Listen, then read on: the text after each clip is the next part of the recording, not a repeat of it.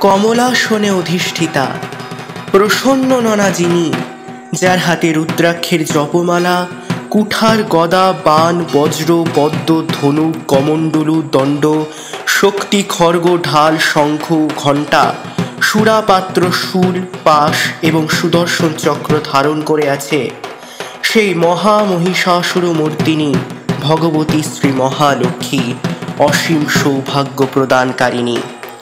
রৌরবকল্পে মহিষাসুরের হাত থেকে ত্রিজগৎকে রক্ষা করবার উদ্দেশ্যে ত্রিদেব এবং দেবতাদের শোষমনা কাণ্ডে সুপ্তরূপে অবস্থিতা আদ্যাশক্তি তাদের দেহ থেকে সুমহান তেজরশ্মিরূপে নির্গত হন এবং সেই মহা তেজপুঞ্জে একত্র মিলিত হয়ে দেবী মহালক্ষ্মীর রূপ ধারণ করেন।